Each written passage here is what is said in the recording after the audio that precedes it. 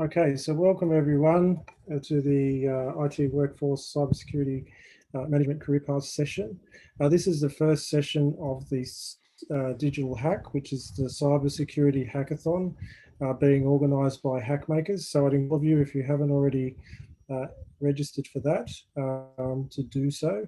We're also running a number of sessions this week, all starting at 5:30 p.m.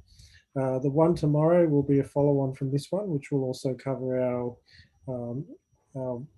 online training, gamified cybersecurity training platform, which is called Project Aries, which is through Cadence. And we're pleased to have Laurie Webb from Cadence on the panel tonight.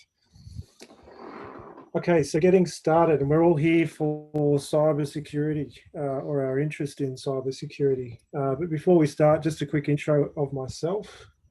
My name is Steve Elbourn, and I'm the Managing Director of ITIC. ITIC is one of the main sponsors for Digital Hack, alongside Oracle and IBM. Myself as the Director of ITIC, ITIC is a company that provides opportunities for students, university students and graduates. Also in the tech industry, I've co-founded a number of tech companies, including ITI, which was the original software house that I created back in 2014, a year ago, which is an Indigenous IT company. CyberSec Defence, which is a company that does work for government and large enterprise. Data, as well as Yarn Lab. My roles other than directorships include industry advisory board member at Macquarie University and University of New South Wales, as well as a short course lecturer at University of Technology, Sydney. And I'm also the industry stream lead at the Macquarie University AIP Research Centre in stream lead for education.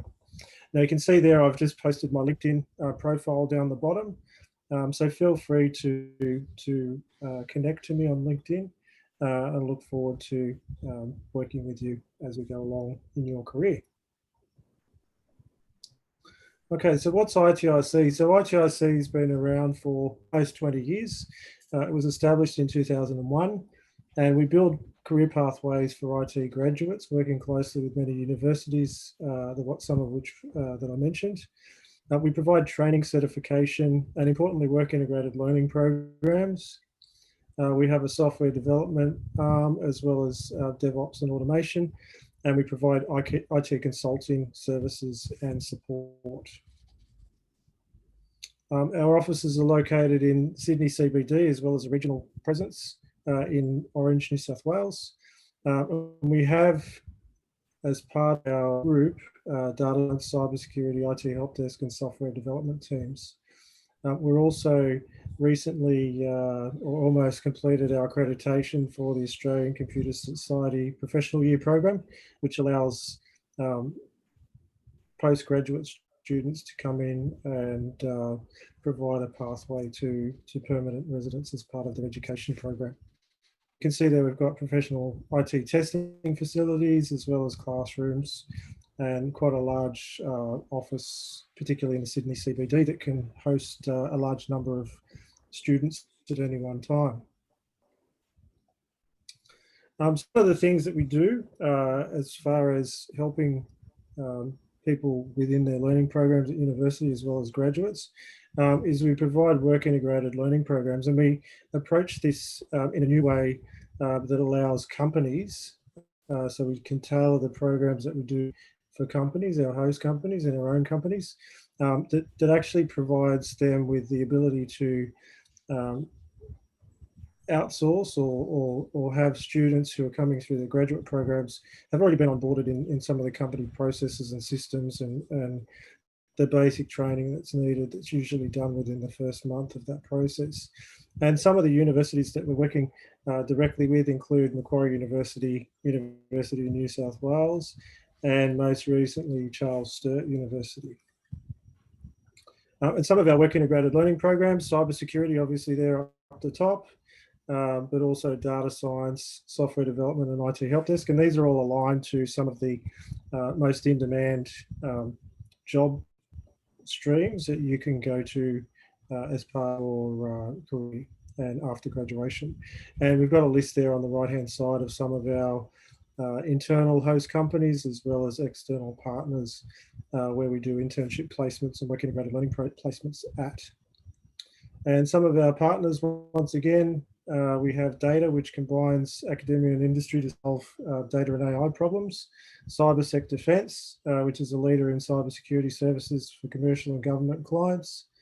URIGAR, which is creating cybersecurity and IT technology career paths and pathways for Indigenous Australians, and the AIP Research Centre, which is helping organisations understand big data and use it in intelligent ways.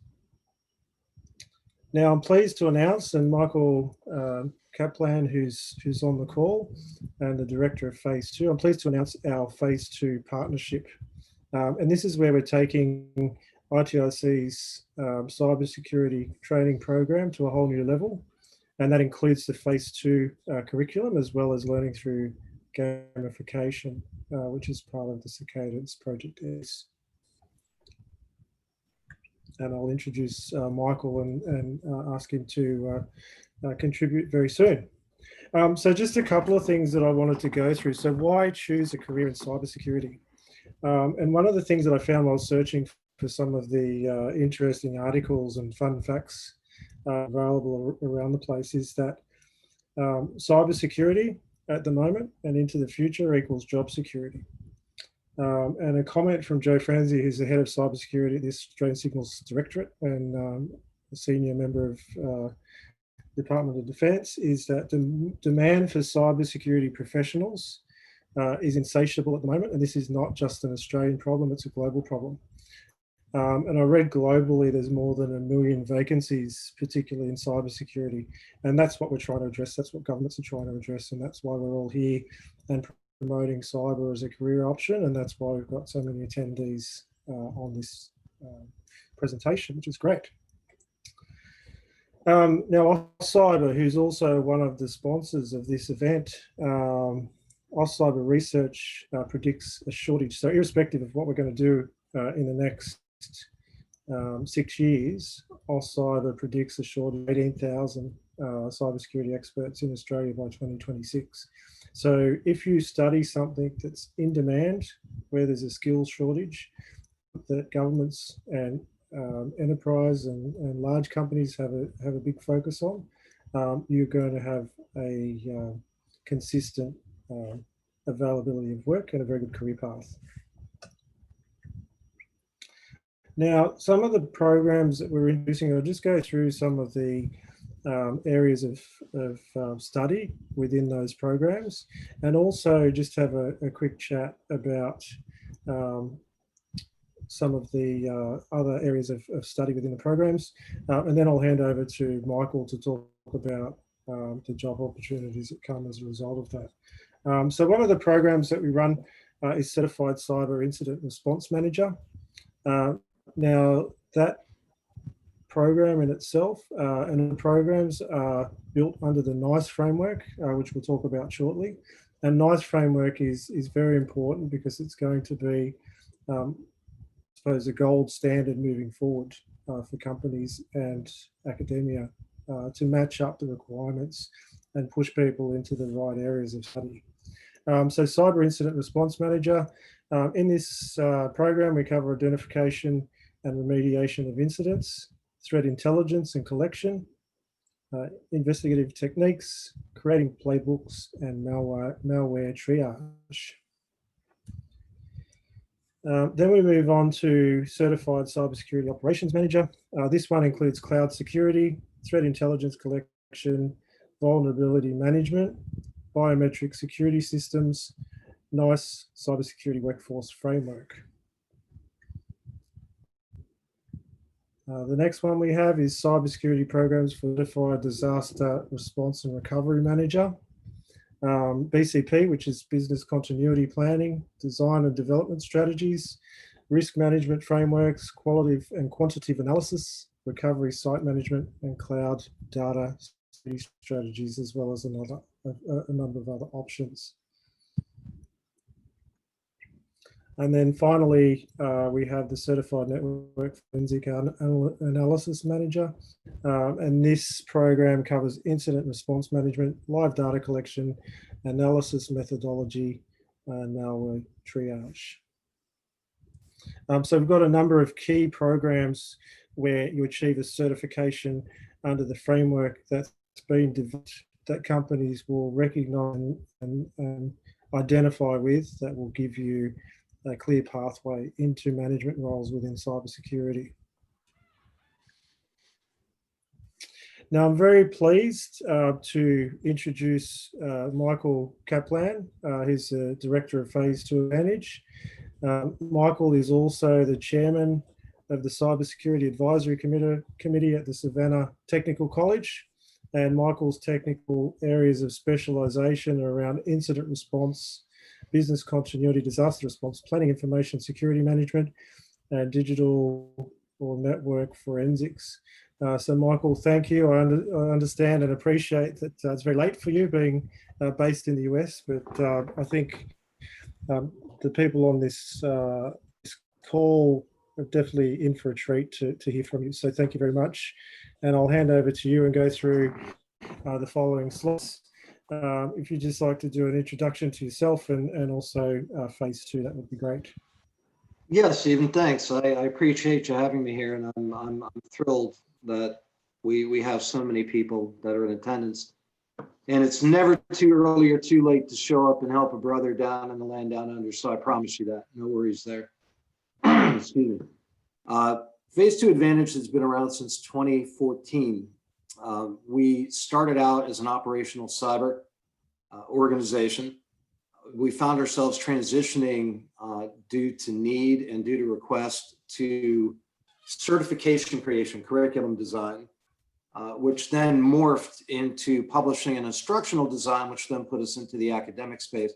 We still do the operational cyber, but the training and development and the actual instructional design for the academic institutions has become a really big part of what we do.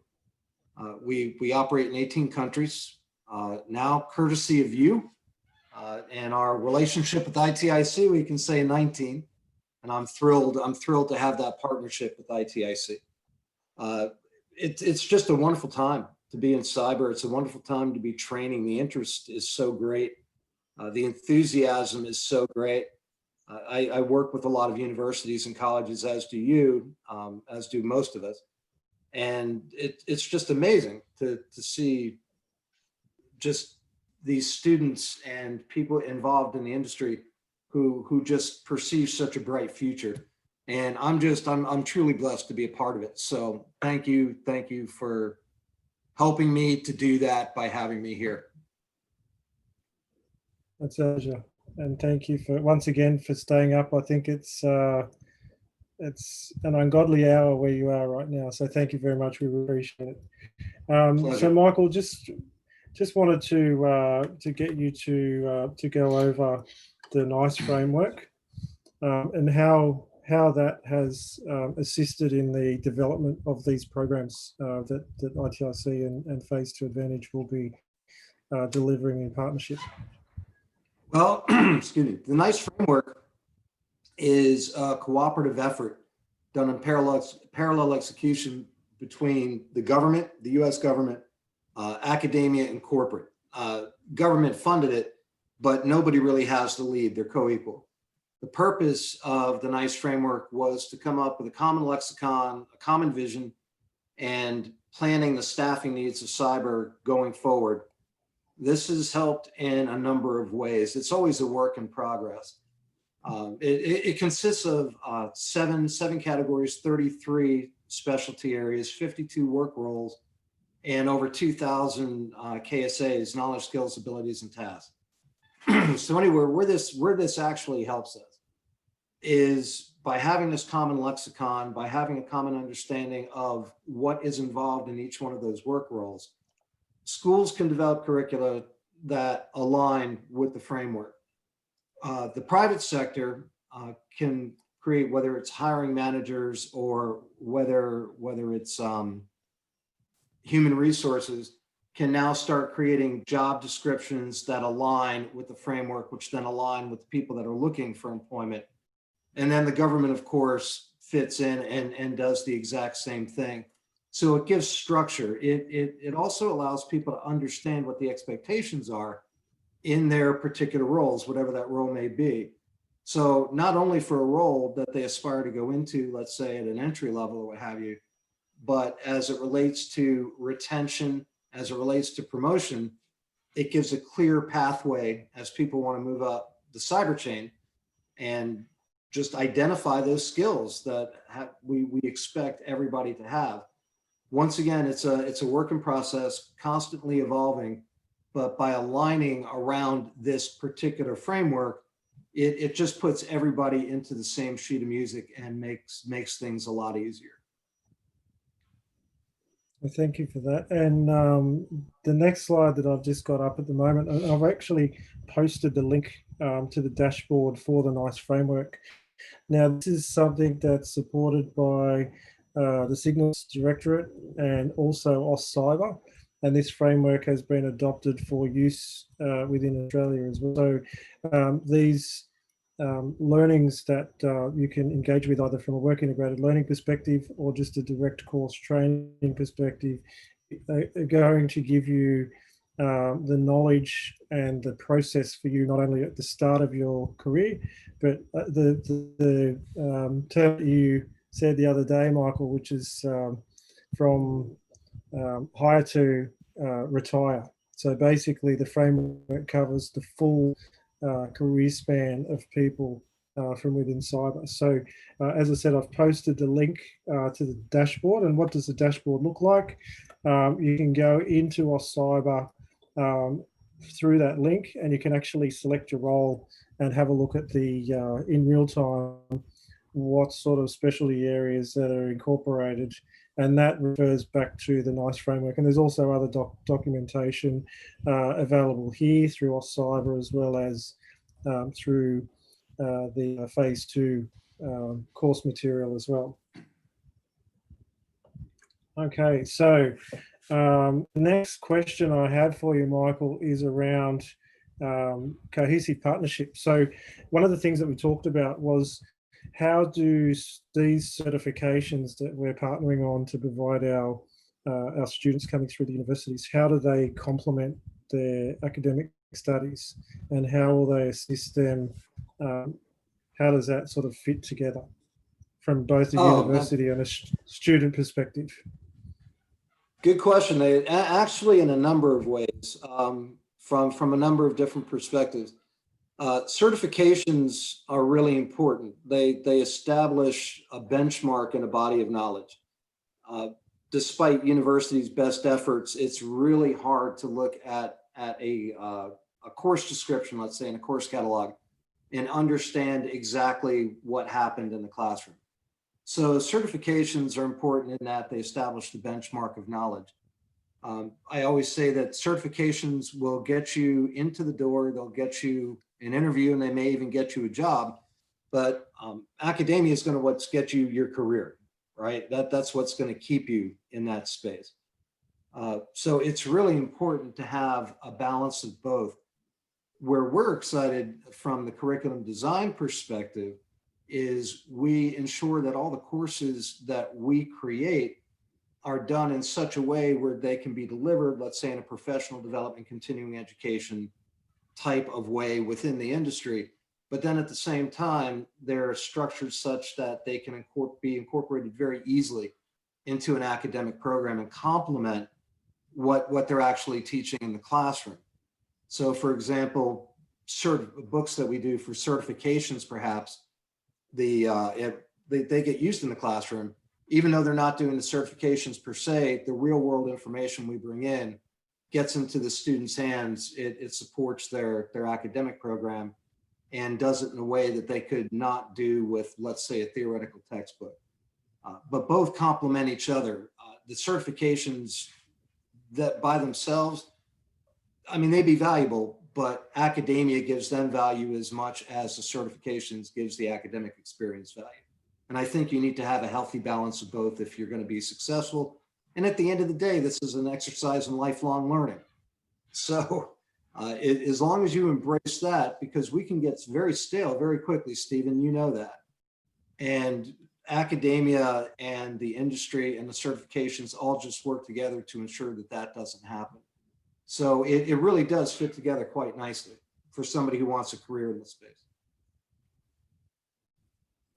Yeah, I completely agree. And one of the things that we embrace within the work integrated learning programs is that we've actually universities to embed the work experience as well as the certification training, as well as that hands-on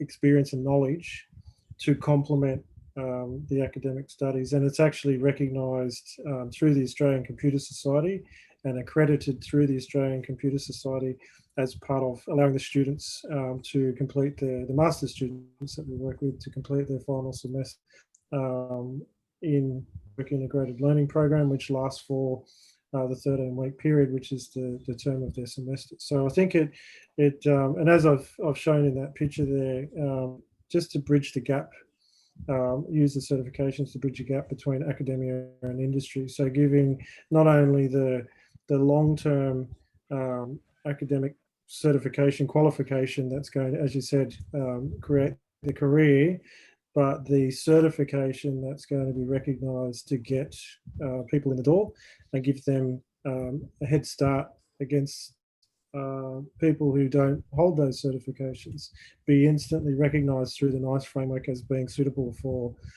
various roles based on the management certification that's been achieved. So I think that's great. Okay, so what we'd like to do now is go through some of the roles that people would be looking at doing as part of the after doing the certification courses. So firstly, this section is called What Certification and Role, and we've got a list of some of the roles that would be relevant to the Certified Cyber Incident Response Manager. But with this one, I just like, and the following 3 slides, I'd just like you to give the people on the call just an idea of the types of roles, because it seems very vast and lots of different options, but just maybe a brief summary of a few of them and what that might entail and what sort of path that would lead people to as well. Okay, sure, Stephen. I have to say this right up front. When the NICE framework was put together, and it states it quite clearly in the NIST publication, it was meant to be a guide. It was meant to be changed and morphed and turned into a thing that could be personalized, that could be customized, whether you were in corporate government, what have you. So when people go into the NICE framework and they're looking at these work roles, for example, and they see all the knowledge, skills, abilities, tasks, what the general description responsibilities are, what have you, those are actually meant to be a guide. They can be added to or taken away from based on the need of whoever is using the framework. So I ask people to keep that in mind as they look at this. The incident response is interesting because it's such a massive topic. Incident response touches virtually everything in cyber when we have any type of an exploit. It can be cybercrime, it can be some type of a breach, it can be insider threats, it can be anything, which is why when you look at cyber incident response, you see so many different work roles underneath this because it has so many different applications. So for example, information system security manager, that's going to be your CISO. That's going to be somebody usually managing a SOC who needs to understand multiple facets of cyber. In incident response, they have to have a network of knowledge, knowledge of network. They need to understand TCP IP protocols. They need to understand network architecture. We need to understand malware. We need to understand how investigations are covered. A lot of people are really good on the technical side, but they've never had the experience of going through any type of law enforcement, and they don't know how to conduct proper investigations, interviews, document them, so on and so forth. So it is really, this is one of the few areas where if you are an incident response, it's going to touch everything. So cybercrime investigator, you might be called because somebody's violating some authorized use policy or doing something they're not supposed to be doing in a corporate network. Vulnerability assessment, you have to know how to go into a network, intercept data, find data, intercept malware, find out where the source is, right? What the root cause is. There's your vulnerability assessment. Exploitation, already explained. Cyber defense incident responder. These are the people who are typically manning the SOCs and the NOCs and who are 24/7 responsible for the protection of the network. And then this is interesting, threat warning analyst. You'll see this fall under a few different of the categories. But a threat warning analyst tends to be a little bit more proactive because they have good investigative capabilities. They have good interviewing capabilities. That is the nature. This tends to be a little bit more proactive. These are the people who are going into the dark web. These are the people that are scanning the network, listening for the signals, trying to separate the noise, who are trying to detect the threats prior to them happening. They want to see the 0 day before it's 0 day. So that happens to be a really interesting job, and it's gaining more prominence, at least here in the States. But that one truly represents all the capabilities that one needs to have inside incident response. And if you have that investigative mindset, if you're geared in that way, plus the technical knowledge to understand that network environment, that job is going to be, that role is going to be in huge demand going forward as we move more into offensive cyber and proactive cyber as opposed to defense. Okay, excellent. That was very comprehensive, and thank you for taking the time to go through all of those. Okay, so the next one is the Certified Cybersecurity Operations Manager. So I'd ask you to just go through and describe that in the same way. Okay, this one will be a lot easier to describe. When this course was put together, it was put together on 16 domains that we had determined, or the industry had determined and has spoken to us, that they felt a cybersecurity operations manager or security operations or an IT operations manager needed to know. So this is an interesting course in that the 16 domains that are in that are standalone domains. And why this is important is because now, especially with the advent of the CISO positions that we see popping up so extensively here in the States, we had the network architects that were on one side, and then we had the CIOs on the other side, and then we have the tech people on this side.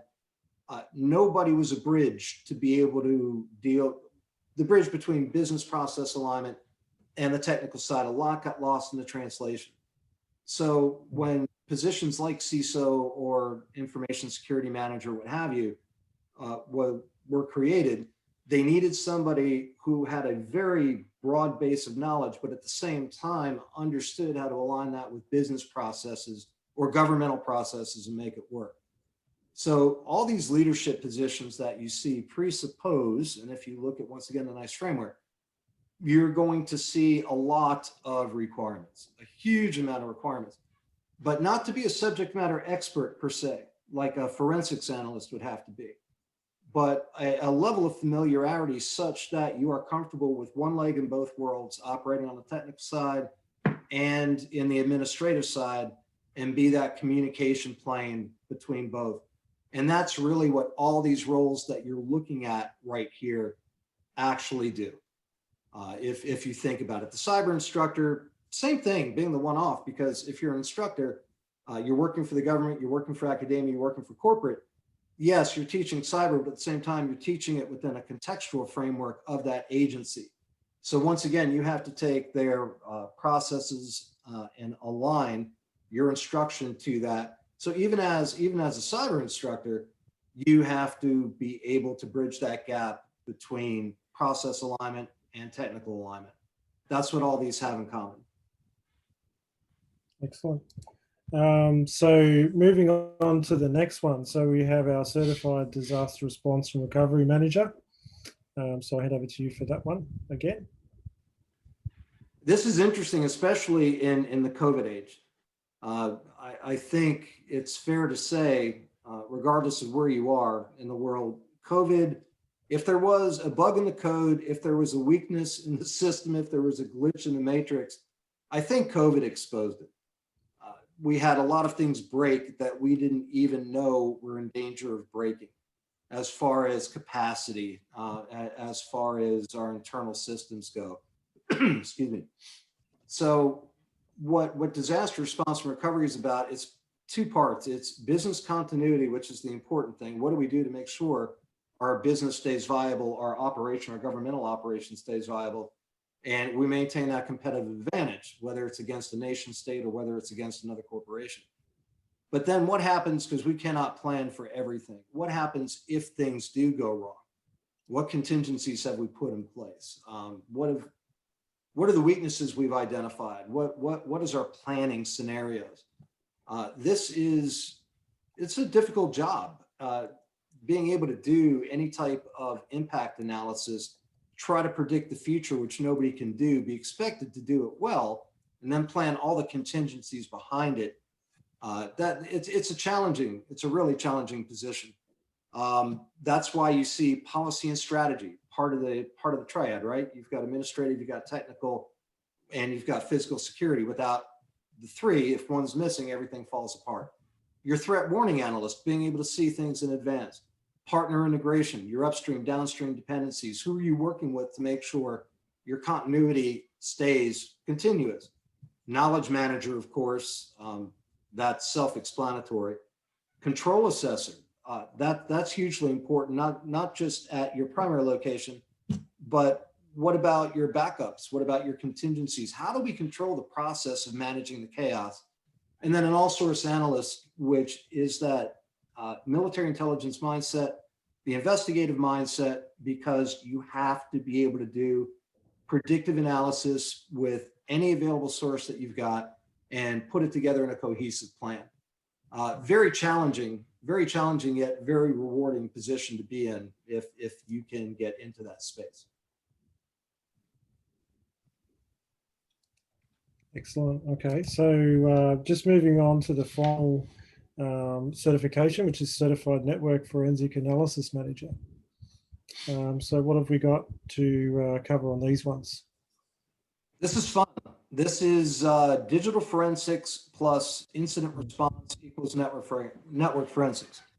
You typically do not have network forensics without having something in incident response.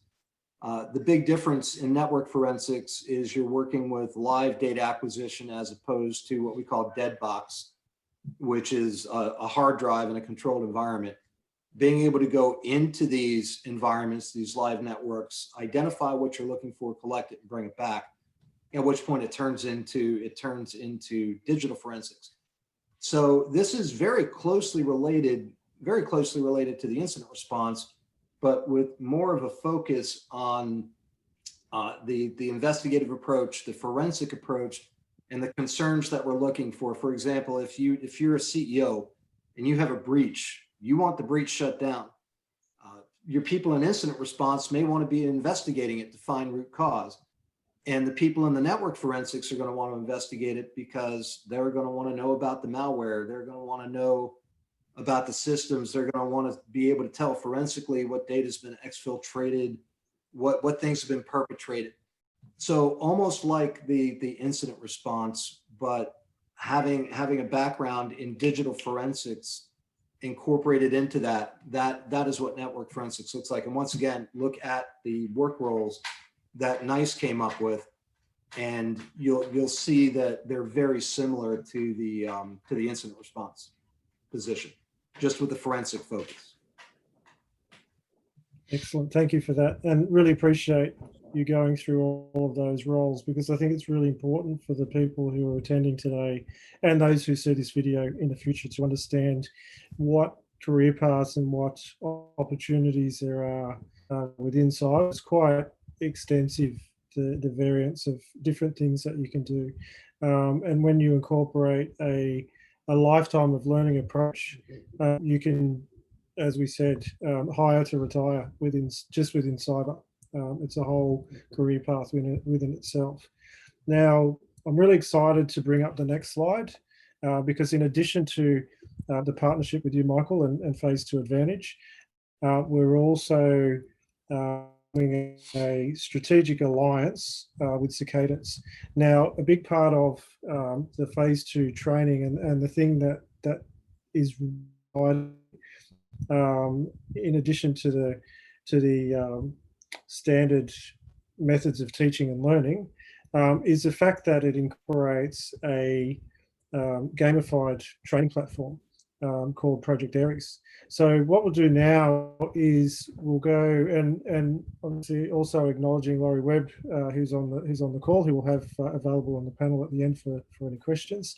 We're just going to go through a few slides to talk about some of the key areas within Project Aries. And how that relates to and how that ties into the curriculum as part of the phase certifications. So what we'll bring up in the first instance. So we have our battle school, and we'll go through one and the series of slides for everyone. And I'll hand over you to Michael to just give an overview, high-level overview of this. I've seen this before somewhere. No, Sir Cadence has done an incredible job with Project Aries. It's broken down into a number of key components. It's a very in-depth, very complex but not complicated platform. It's intuitive. It was built to be intuitive for students, for people who are inside this immersive learning environment. So you don't need to have a degree in rocket science to be able to use it, which is something that I really enjoy about it, the intuitive nature. So the joy of Project Aries, we have missions, which are real world, red team, blue team, a wide variety of scenarios, practical missions, using practical tools that people are going to be using out there in their workspace, whatever they might happen to be doing. Those are really what I consider to be the capstone, the real world training. That's where you got to hone your skills and test them. Then we have the battle school. Inside of the battle school, and this is where we spend a lot of our time, a media center that is rich with resources that align directly to the different battle rooms, as we'll see, that align to general cyber, that align to scenarios, that align to missions. One could spend a lot of time in that media center and just filling their head with knowledge, whether it be videos, URLs, what have you. We have a game room, mini games, and it sounds, some people will be like, game room, I want to learn cyber. But all these games are based off of games that people are familiar with, and they're built around cyber themes. So people don't really realize how sticky these games are. It's like, yeah, I'll take a look at it for 2 minutes, and then 2 hours later, they're still playing these games, but they're learning important things, ports, ports and protocols, and basic cyber knowledge. And then we have the battle schools. So the battle schools are really what really teach the skills. And the different battle rooms, the different battle rooms are aligned once again with work roles in a nice framework.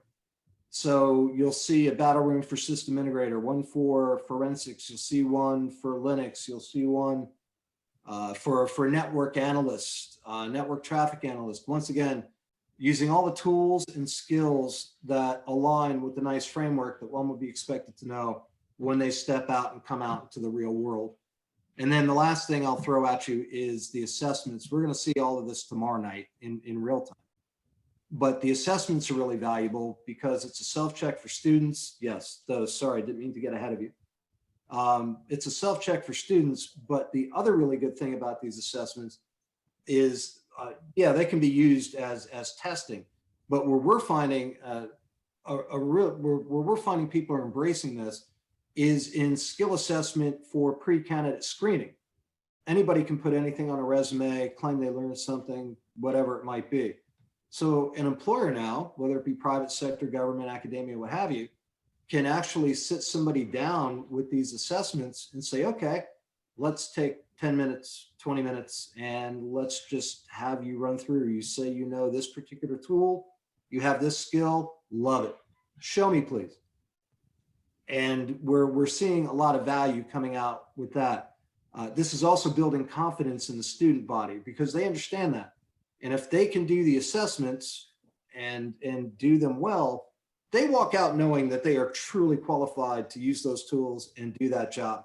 So it's not just to put people on the spot. It is truly a confidence builder for people who are operating inside of the platform. Excellent. So just the final slide here was the media center, which you briefly mentioned, Michael. So if you just want to go through that quickly as well. Okay. Once again, the media center, rich repository of resources. So you have the general cybersecurity that everybody needs to know. Defensive specialization. As we know, the missions, you showed the slide for the missions, some were red, some were blue. So the blue are going to be defensive, the red are going to be offensive. By the way, we're never the bad guys. An offensive mission is good guys being proactive to stop bad guys from doing bad things to us. So we're never trying to impersonate the bad guys when we do this. That's really important to know. But offensive cyber is a reality and people need to understand that. So everything in the media resource library that people are going to see defensive are going to align with the tools, the missions, and the tasks that have anything defensive in nature. And the same thing applies, of course, for the offensive specialization. And this is where, because cyber tends to be more defensive than anything else, or it has been in the past, a lot of people step into this offensive specialization and discover tools and resources that they didn't even know existed because they've been in a defensive mindset. So altogether, it's a great package, very comprehensive, and one could spend much time just immersed in the resources section of Project Aries alone and feel very enriched from it.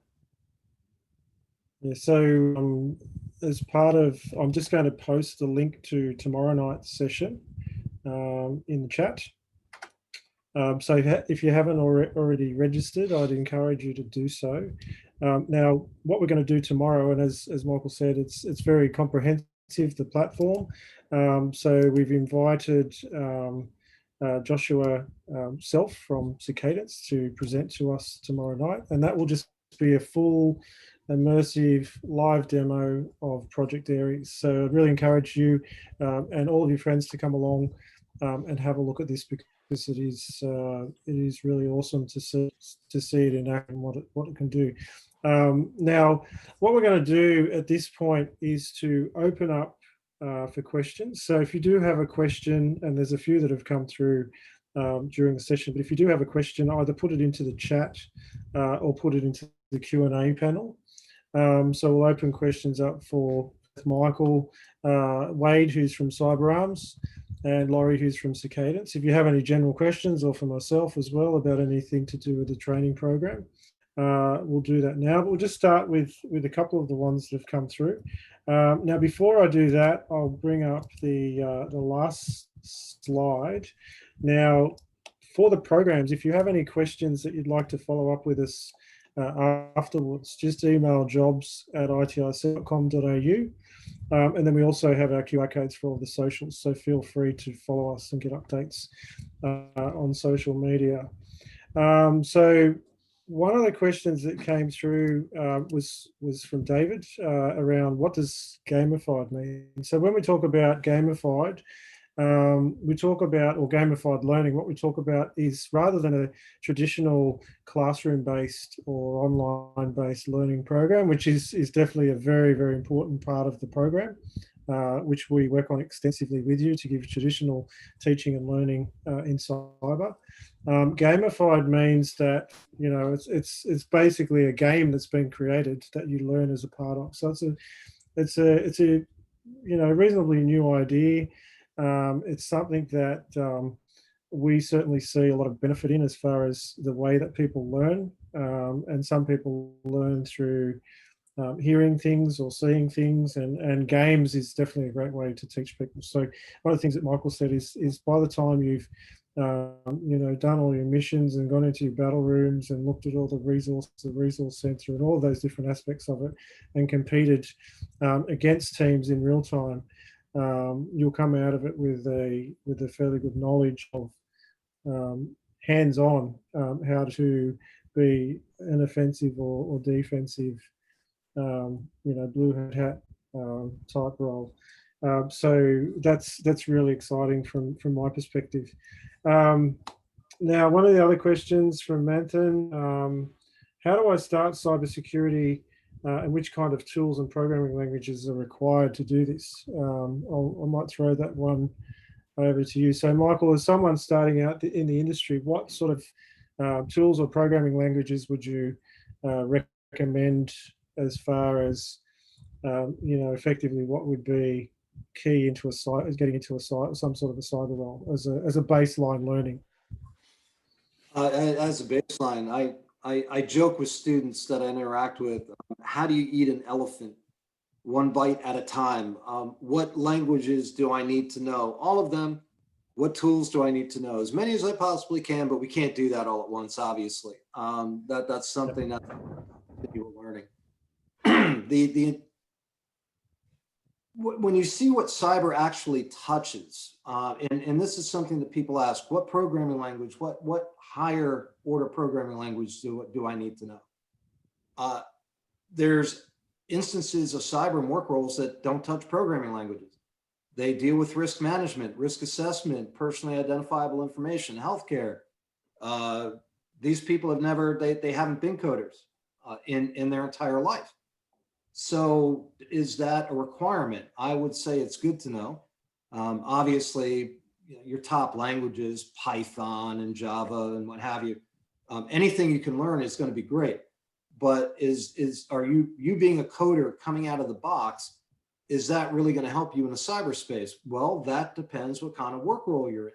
If you're in incident response and you're working with Snort or Suricata tools, and you're writing indicators of compromise that your systems are then going to use and search out the network to find potential threats, yes, having a background in languages is going to be really important. On the other hand, if you're doing disaster response and you're not touching that, then maybe it won't be. I will tell this to everybody. A lot of people get fixated and focused. If possible, start broadly. People say, I saw a movie, I saw The Matrix, I want to be a hacker. And they focus specifically on that thing. All fine and good, but I think that causes them to miss the broader picture. I would suggest sampling, just like you would do in university. How many people change their majors in university by the time they get to their third year? You don't know, especially if you don't know what's out there. Start broad base of knowledge, understand networks, understand information security. And then as you build that broad base of knowledge, you can start to discover areas that you become passionate about. It doesn't lock you into them. And then you pursue them a little bit more for specialization, which will then open up other doors that you didn't even know existed, which brings you down all new paths. And you end up someplace that you never could have possibly predicted right from the beginning. So common languages, Java, Python, broad base of knowledge, information assurance, information security network, network topology, network security. And then from there, move into the more specific, instead of making the mistake of starting specific and then finding out you missed a lot of opportunity in a world of options. Very comprehensive answer. Well done. Now, anyone who's attendee on the call, do we have any more questions? So if so, please feel free to type them in the Q&A panel or into the chat. What I might do is just, I'm not sure if I'll put Laurie on the spot, but Laurie, if you'd just like to say hello and just do a quick welcome and introduction to tomorrow night's session, that would be great. And just maybe give us a little bit of a background on Josh and tomorrow's session. That would be wonderful. Just 30 seconds, not Sure. too in depth.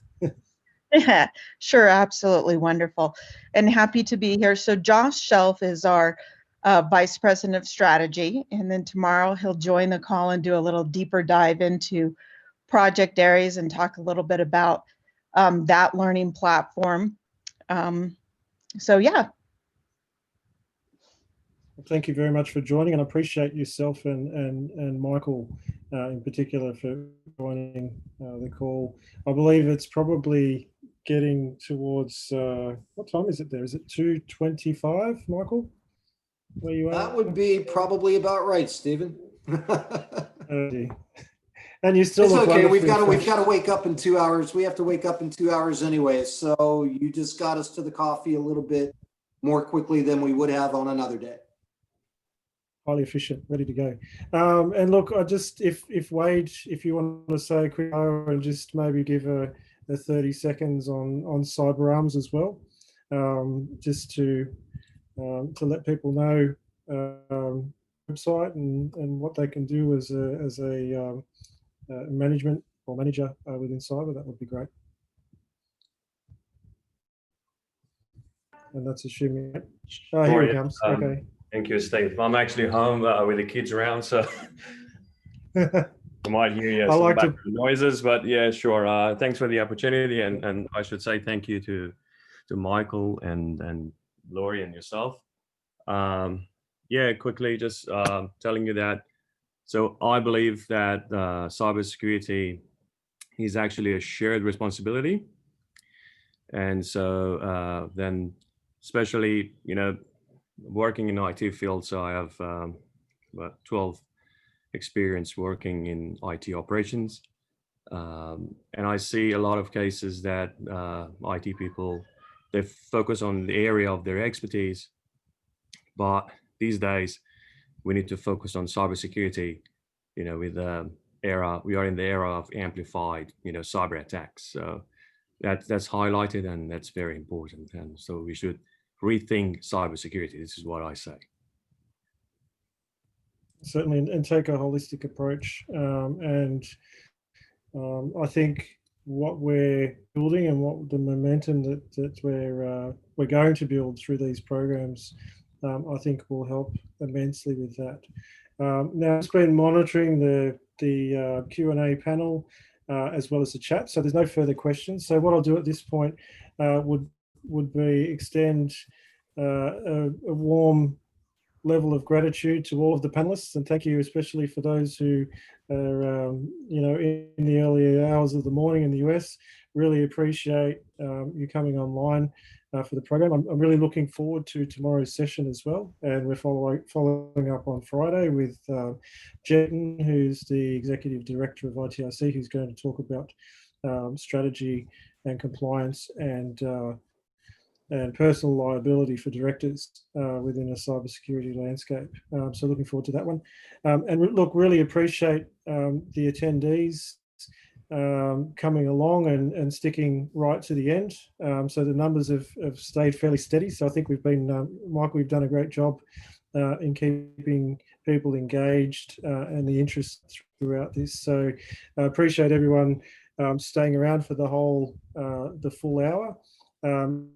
If you haven't already done so, as I said, register for tomorrow for Josh's session. That's going to be great also.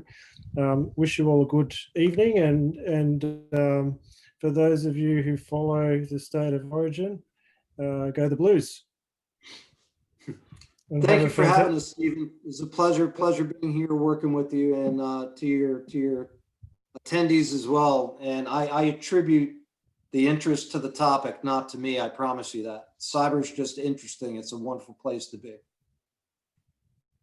Yeah, I think so. And I think there's great careers out there for all of those who have an interest. So really encourage you to pursue that and follow through with that. So on that note, thank you once again. Really appreciate all of everyone's effort and time in joining. All of this will be published on social media, as well as those who registered but weren't able to attend. We'll email out to all of you. And feel free to share this amongst your friends and colleagues as well. So thank you everyone once again, and have a great evening. You too, Stephen. You and everybody else. Have a wonderful night, day, evening, whatever. Thank you. Thanks everyone. All the best. Bye-bye.